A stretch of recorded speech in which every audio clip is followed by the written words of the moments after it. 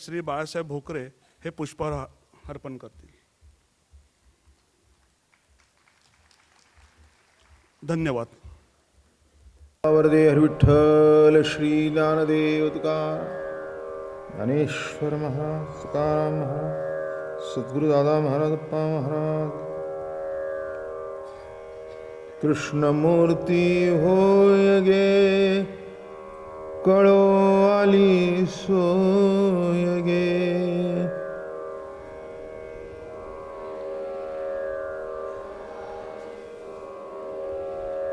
कृष्णमूर्ती होय गे कळो आली सोय गे.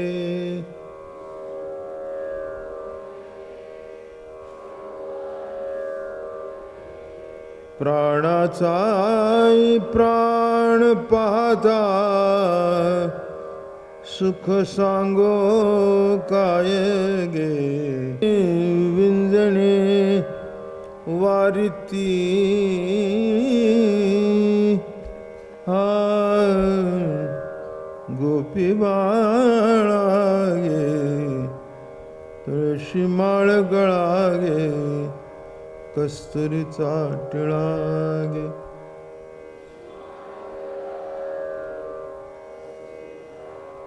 पितांबराची कास गे कसली सावकाश गे.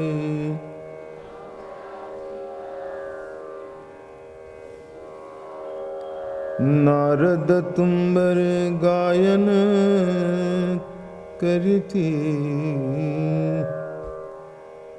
नारद तुंबर गायन करीती पुढे निजदास गे. तुळशी माळ गळा गे कस्तुरीचा टिळा गे.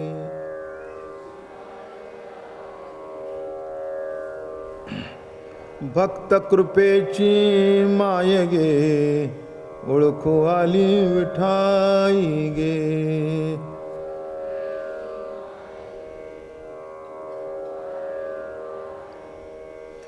भक्त कृपेची माय गे ओळखू आली विठाई गे.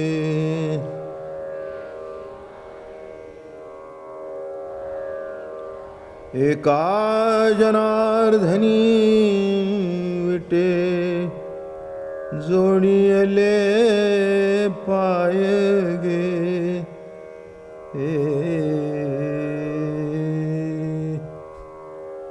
एका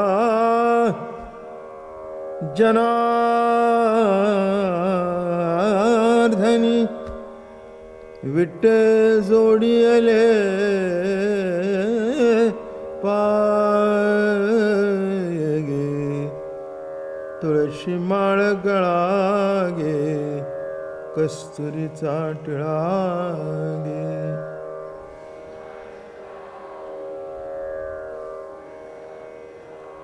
अर्धांगी रुक्मिणी विंजणे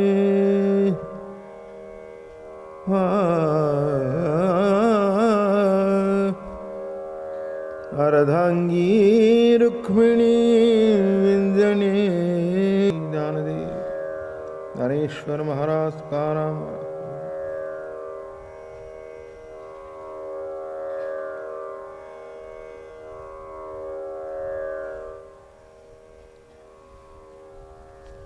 माऊली महाविष्णू संत श्रेष्ठ ज्ञानेश्वर भगवान नाथ बाबा नामदेवराया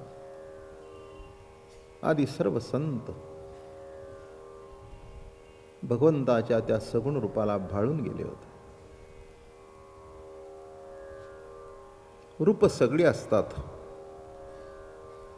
पण ज्या रूपाला जीव लुब्ध व्हावा असं भगवंताच्या शिवाय दुसरं रूप कोणाचं असू शकतं.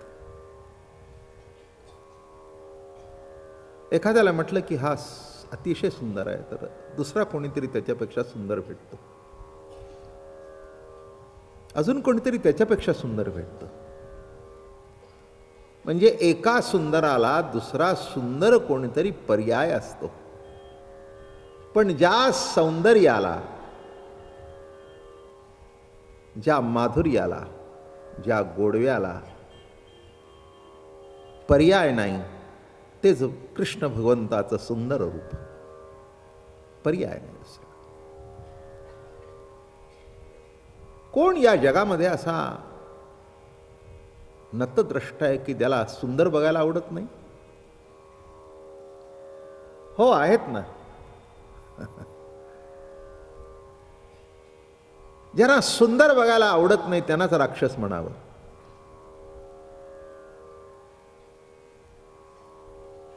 म्हणून त्या सुंदराचा नायनाट करणं भगवंताचं स्वरूपच आहे ना. सत्यम शिवम सुंदरम. जे सत्य आहे त्या सत्याच्या ठिकाणी शिवत्व आहे, आणि जे शिवत्व आहे तेच सौंदर्यशाली आहे, अत्यंत सुंदर असं आहे, अत्यंत देखणं असं आहे. म्हणून प्रत्येकाला असं वाटतं की सुंदर दिसावं. प्रत्येक गोष्टीमध्ये आपण तेच करत असतो, नाही का? पण काही काही नाही, ते सुंदर असलेलं सुद्धा तोडफोड करावीशी वाटते. अशी विचित्र माणसं आहे. सध्या ती प्रवृत्ती जास्ती जागृत होते. एखाद्या वस्तूची नासधूस करणं,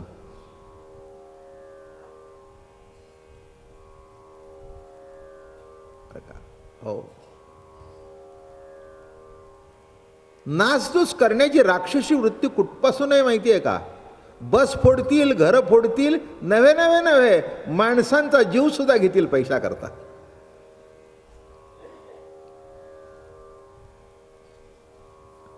ही राक्षसी वृत्ती आहे. एखाद्या मुलीवर प्रेम बसलं आणि ती आपल्याला मानत नाही. अरे कोण लागून गेला जागीरदार तुला मानावं म्हणून? तिच्या तोंडावर ॲसिड ओक झालं का सौंदर्याचं? राक्षस हे आहेत सध्या. हे जे सध्या तुम्ही, आणि एक वाईट गोष्ट झाली आहे, टी व्हीमुळे राक्षसांचं दर्शन जास्ती घडतंय, चांगल्यांचं घडत नाही.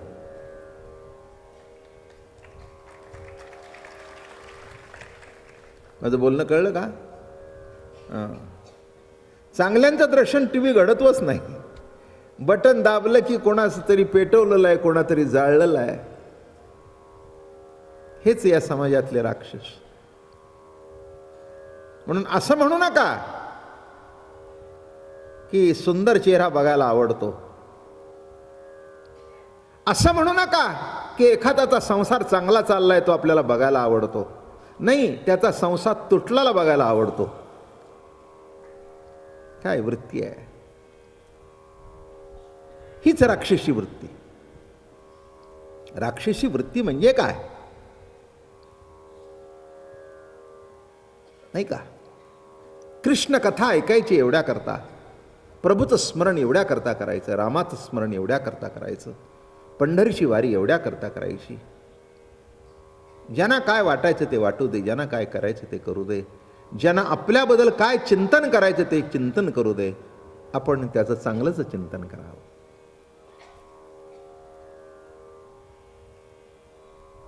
चांगलं चिंतन करणं म्हणजे चांगल्याचं जतन करणं, म्हणजे ईश्वराचं जे सत्यम शिवम सुंदरम रूप आहे त्या सौंदर्यशाली रूपाचं जतन करणं.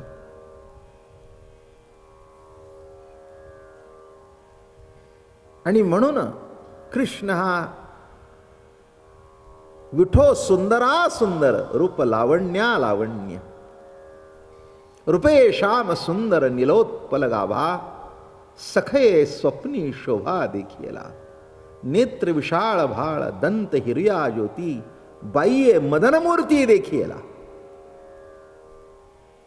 नामदेव महाराज किती गोड लिहितात. रूपे श्याम सुंदर निलोत्पल गाभा, निलोत्पल गाभा, सखये स्वप्नी शोभा देखियला, नेत्र विशाळ भाळ दंत हिरया ज्योती, बाह्ये मदन मूर्ती देखियला. गवळणी भाग्यशाली होत्या.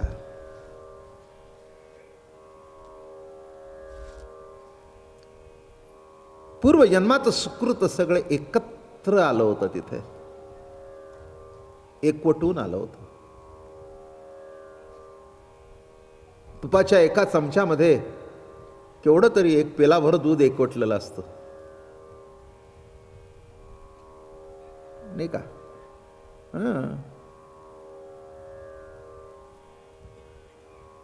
बायका रोज कितीतरी दूध घेतात, त्याच्यावरची साय काढून ठेवतात आणि मग महिनाभराने एक बाटली अशी तयार होते मोठी. म्हणजे कितीतरी दूध घ्यावं आणि त्याच्यातून एक चमचा निघावं. तसं अनेक जन्माची पुण्याई लागते आपलं अंतःकरण सौंदर्यशाली होण्याकरता आणि त्या प्रभूचा निलोत्पल गाभ्याचं दर्शन होण्याकरता. सर्व पुण्याई, सर्व दूध इतक्या दिवसाचं जसं एका तुपाच्या चमच्यात आलं, तसं आपली सर्व पुण्याई सुद्धा एकत्र यावी लागते उत्कृष्ट परमार्थ घडण्याकरता. गवळणी ते सर्व भाग्य एकवटून घेऊन आल्या होत्या.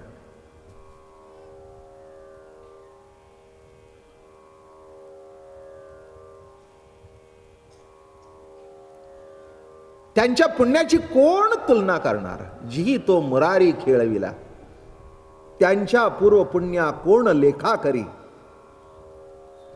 जगद्गुरु तुकाराम महाराज म्हणाले, त्यांच्या पूर्व पुण्या कोण लेखा करी, जी तो मुरारी खेळविला, खेळविला जी अंतर्बाह्यातकारी. आणि असा तो सगुण साकार परमात्मा आता दिसणार नाही म्हटल्यानंतर मनामध्ये कुठेतरी ओढ निर्माण झाली. समोर दिसत होता तरी दिसणार नाही, हा जो भविष्यातला विरह होता. काल सांगितलं आपल्याला, भूतकाळातला विरह, वर्तमानातला विरह आणि भविष्यातला विरह. कसावीस झाल्या.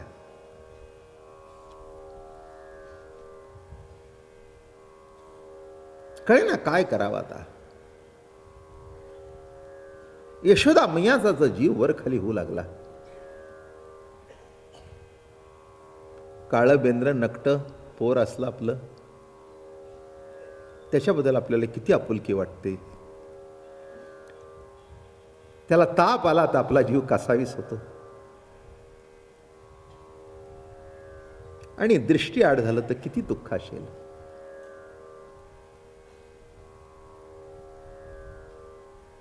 आणि आता तो भविष्य विरह डोळ्यासमोर दिसू लागला.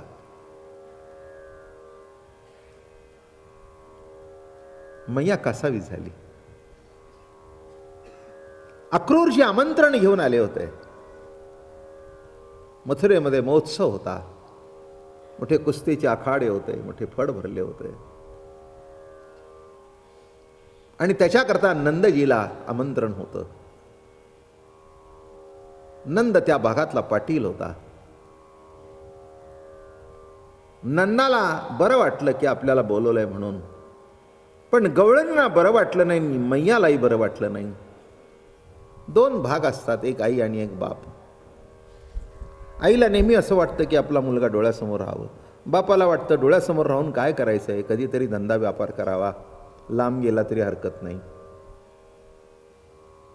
याच्यातली कोणची प्रवृत्ती बरोबर आणि कोणची चुकीची असा अर्थ करायचा नसतो. हे दोन प्रवृत्ती मिळून जीवन आहे. याच्यातली बाप बरोबर काही बरोबर हे म्हणायचंच नाही. बाप आणि आई मिळून जन्म ना, काही एकट्या बापातून जन्म आणि एकट्या आईतून जन्म. बाप आणि आई मिळून त्या बाळाचा जन्म आहे. तेव्हा ह्या दोन प्रवृत्ती असणारच आणि ते असायलाच पाहिजेत. आईला वाटतं आपल्या मूल सतत पदराखालीच राहावं, अगदी 50शीत आला तरी बरं का, काही चुकलं नाही. बापाला असं वाटतं हिने लाडवण ठेवलाय, हेही चुकलं नाही. हेही चुकलं नाही आणि हेही चुकलं नाही. बाप तत्वाचा जर विचार केला तर हेच बरोबर आहे, आई तत्वाचा विचार केला तर हेच बरोबर आहे, नाही का? बापाला वाटतं माझा मुलगा मोठा व्हावा, माझ्यापेक्षा मोठा व्हावा, कर्तृत्ववान व्हावा, स्वतःच्या पायावर उभा राहावा. ठीक आहे, आम्ही जरी पैसे ठेवले तरी त्यांनी कमवलं तर पुढचं राहील ना. आईला वाटतं जाऊ दे, आहे तसा खाईल, सुखी राहावा, आनंदात राहावा. काय सगळ्यांनी शिकून दिवे लावले. हे आर्ग्युमेंट चुकीचं का बरोबर मला करायचं नाही. हं, हे आई अशीच असते, कळलं. चुकीचं का बरोबर करू नका. आला का लक्षात. भलते असेल ते निकस इथे लावू नका, बरं का. आईचं प्रेम हे मातृप्रेम हे असंच असतं आणि असंच असायला पाहिजे. ते जर प्रेमाने जागा सोडली तर ती मास्तरीण झाली, आई नाही. शाळेतली मास्तरीण शाळा उतरली की शाळेच्या बाहेर पडते, घरी आल्यानंतर ती आई असते, ती निराळी. शाळेत ज्या चुका काढते ती चुका ती घरी सुधारत बसते आपल्या मुलाच्या. शाळेतल्या मुलांना सांगते अजिबात कॉपी करायचं नाही. मुलगा म्हणतो आई उद्या पेपर आहे माझा. असं वय, बरं बरं मला माहिती आहेत प्रश्न, मी तुला काढून देतो, तेवढे पाठ करून जा. कोणी मास्तरणी असतील तरी नाही म्हणू नका.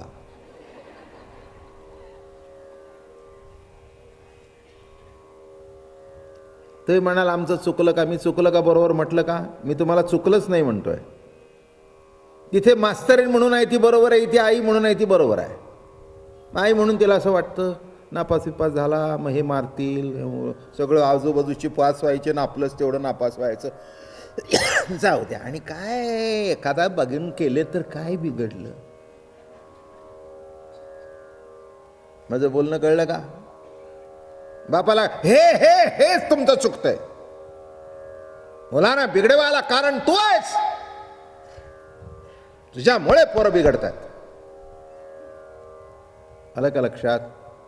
किती बाप. जाऊ द्या ओ, सगळेच काही कलेक्टर व्हायचेत का. कळलं का. तसं आमंत्रण आल्यानंतर नंद बाबाला खूप आनंद वाटला की आता आपला मुलगा, त्यालाही बोलवलंय म्हणजे आपला मुलगा दिसेल. आपला मुलगा तर किती गोजीरवाण आहे, किती देखणा आहे, किती सुंदर आहे. 11 वर्षाचंच पोर आहे. 11 वर्षाचे होते भगवान. हो. आणि यशोदाला वाटलं घरातून बाहेर पडू नये. म्हणे तुला कसं कसं काय कळत नाही ग. हा, आता काय लहान आहे का तो. 11 वर्षाचा झाला. किती वर्षाचा झाला. 11 वर्षाचा झाला. अगं दुसऱ्यांची पोरं गाया राखायला जातात, अमकं करतात तमकं करतात. बरोबर नाही. जायलाच पाहिजे, जगापुढे यायलाच पाहिजे. पण हे यशोदेला कधी बरोबर वाटलं नाही. काय नंदजीचं चुकतंय असं वाटलं. बरोबर आहे, हीच आई.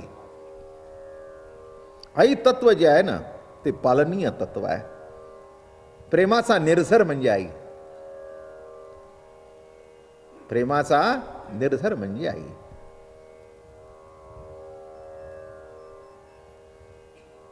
बाप कुठे कमी आहे.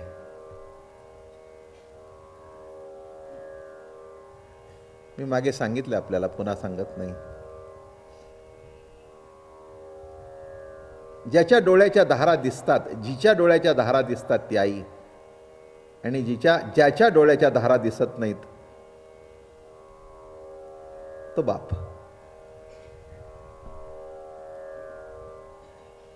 उघड्या डोळ्यांनी रडते ती आई आणि आतल्या आत आपला जीव खाऊन घेतो तो बाप.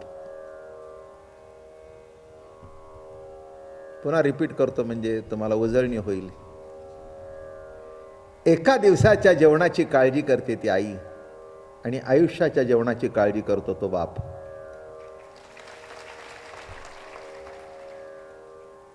काय म्हटलं मी. विचारा इथल्या बायकांना सगळ्यांना. त्यांना एकच काळजी असते की सकाळी केलं तर संध्याकाळी काय करावं आणि संध्याकाळी केलं तर नाश्ता काय करावा, याच्यापेक्षा मर्यादा पुढे जात नाही.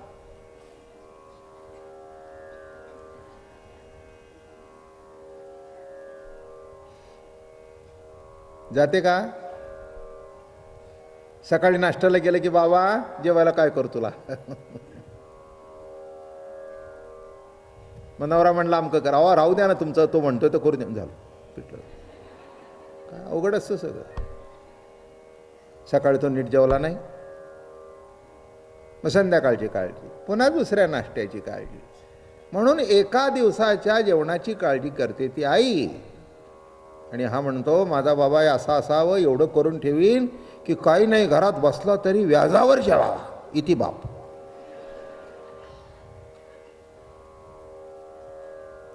तुम्हाला काय वाटलं मी आईची स्तुती करतो म्हणजे बापाला खाली पाडेन? अरे असं कसं वाटलं? कोण बसला इथे? काही येडाबिडा आहे काय एवढं? मी काय ते उगीच त्या तसल्या कविता म्हणणार नाही, आई थोर तुझे उपकार. काय मी उलट प्रश्न विचारेन, आई थोर तुझे उपकार हे 1000% बरोबर आहे, पण बापाचे तितकेच उपकार आहेत हेही 1000% बरोबर आहे.